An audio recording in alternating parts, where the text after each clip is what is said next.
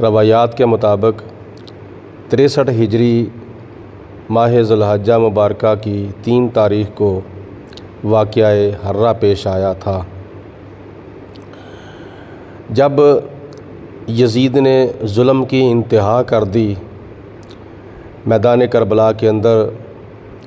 ماہ محرم الحرام کی 10 تاریخ کو آل نبی اولاد علی کے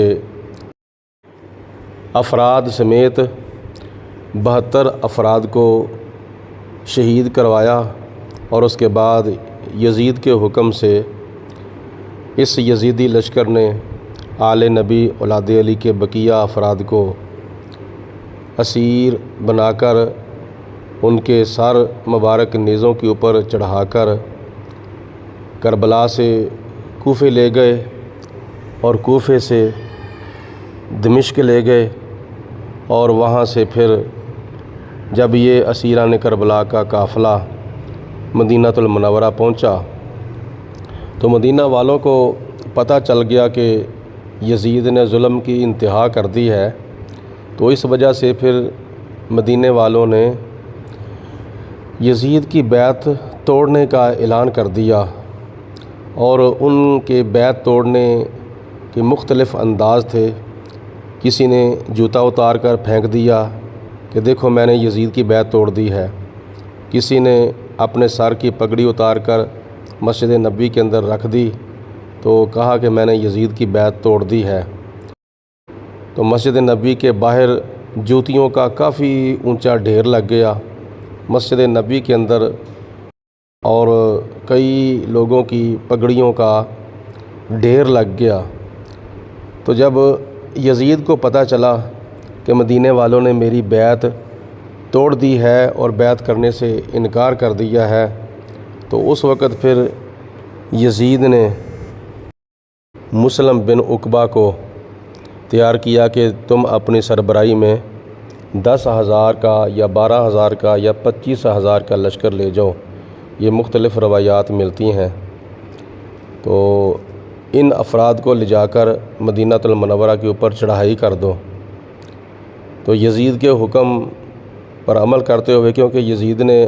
اس کو لالچ دیا تھا کہ میں تمہیں یہ انعام دوں گا، میں تمہیں وہ انعام دوں گا، اور جتنے بھی 25,000 لوگ جو آئے تھے ان کو بھی کئی درہموں سے اس نے انعام دے کر ان کو اندھا کر دیا تھا، اور اس 25,000 میں سے 10,000 لوگ جو تھے وہ سوار تھے، باقی 15,000 لوگ پیدل تھے۔ یہ چلتے چلتے جب دمشق سے جب مدینہ المنورہ پہنچے تو مدینہ المنورہ کے باہر جو پتھریلی زمین سی جس کو حرہ کہا جاتا ہے، اس پتھریلی زمین کے اوپر آ کے مسلم بن عقبہ نے اپنے 25,000 کے لشکر کو ٹھہرایا، وہاں پڑاؤ ڈالا، اور مدینے کے لوگوں کے ساتھ انہوں نے جنگ کرنا شروع کر دی،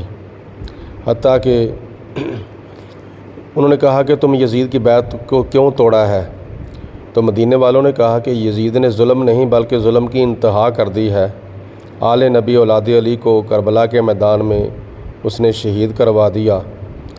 وہ آل نبی، وہ اولاد علی جس کے ساتھ نبی پاک علیہ الصلوۃ والسلام پیار کیا کرتے تھے، اور اس چہرے کی بے ادبی کی جس کو حضور علیہ الصلوۃ والسلام چوما کرتے تھے، جو جنت کے جوانوں کے سردار ہیں، ان کو شہید کروا دیا ہے، تو ہم کیسے یزید کی بیعت کر سکتے ہیں؟ تو جو 25,000 کا لشکر تھا اس نے پھر مدینے والوں سے جنگ کی، یہاں تک کہ تقریباً 700 صحابہ کرام کو اس نے شہید کروا دیا، جن میں کئی صحابہ کرام حافظ قرآن تھے، اور یزید نے کہا تھا کہ 3 دن کے لیے یا 5 دن کے لیے تمہارے اوپر سب کچھ حلال ہے، تم جو مرضی مدینہ المنورہ میں جا کے کرو، تمہیں کوئی پوچھنے والا نہیں، تمہیں کوئی ایکشن لینے والا نہیں، تمہیں کوئی روکنے ٹوکنے والا نہیں، جو تمہارا دل چاہتا ہے کرو۔ یزید نے ان کو کھلی چھٹی دے دی تھی۔ تو روایات میں آتا ہے کہ اس یزیدی لشکر نے مدینہ المنورہ کی بے انتہا بے حرمتی کی اور مدینہ کے لوگوں کو شہید کر دیا، اور تقریباً دوسرے عام خاص لوگ ڈال کر 10,000 لوگوں کو جو مدینہ میں رہنے والے تھے ان کو شہید کر دیا، اور کئی خواتین کے ساتھ غلط کاری کی، اور اس کا جو نتیجہ نکلا وہ بھی بیان کرنے کے قابل نہیں ہے۔ پھر مسجد نبوی کے اندر انہوں نے گھوڑے باندھے، 3 دن تک مسجد کی بے حرمتی ہوتی رہی، اور گند جو تھا وہ پڑتا رہا مسجد نبوی کے اندر، اور 3 دن تک مسجد نبوی کے اندر نہ اذان ہو سکی، نہ تکبیر ہو سکی، اور نہ جماعت ہو سکی۔ حضرت سعید بن مسیب رضی اللہ تعالیٰ عنہ جو کہ تابعی ہیں، وہ کہتے ہیں کہ مجھے بہت ہی رنج ہوا، مجھے بہت ہی دکھ لگا کہ یزید نے اس قدر ظلم کیا ہے۔ پہلے آل نبی اولاد علی کے اوپر ظلم کیا اور ان کو بے گناہ شہید کروایا، اور اس کے بعد پھر مدینہ شریف کے اندر ہزاروں کی تعداد میں لوگوں کو شہید کروایا، پھر مدینہ المنورہ کی گلیوں کو بے قصور لوگوں کے خون سے رنگین کیا، اور پھر مسجد نبی کی بے ادبی کی، بے حرمتی کی۔ وہ مسجد نبی جس کے اندر ایک نماز پڑھنے سے اللہ تعالیٰ 50,000 نمازوں کا ثواب عطا فرماتا ہے، وہ مسجد نبی جس مسجد نبی کے اندر نبی پاک علیہ الصلوۃ والسلام نماز پڑھاتے رہے، اور وہ مسجد نبی جس کو نبی پاک علیہ الصلوۃ والسلام نے اپنا حرم قرار دیا، اس مسجد نبی کے اندر اس نے گھوڑے باندھے، خچر باندھے، گدھے باندھے، اونٹ باندھے۔ مسجد نبی جو تھی وہ گندگی سے لبریز ہوتی رہی، 3 دن تک نہ اذان ہوئی نہ جماعت ہوئی۔ تو اس کا بڑا ہی غم ہوا حضرت سعید بن مسیب کو، جس کی وجہ سے آپ لوگوں کی نظروں میں دیوانہ بن گئے، اور پھر یزیدیوں نے بڑی کوشش کی کہ اس کو حضرت سعید بن مسیب کو باہر نکالنے کی، لیکن وہ باہر نہیں نکلتے تھے، تو انہوں نے ویسے ہی دیوانہ سمجھ کر چھوڑ دیا۔ تو حضرت سعید بن مسیب رضی اللہ تعالیٰ عنہ فرماتے ہیں کہ میں نے 3 دن 3 راتیں نبی پاک علیہ الصلوۃ والسلام کے روضہ پاک کے پاس گزاریں، اور حضور علیہ الصلوۃ والسلام کی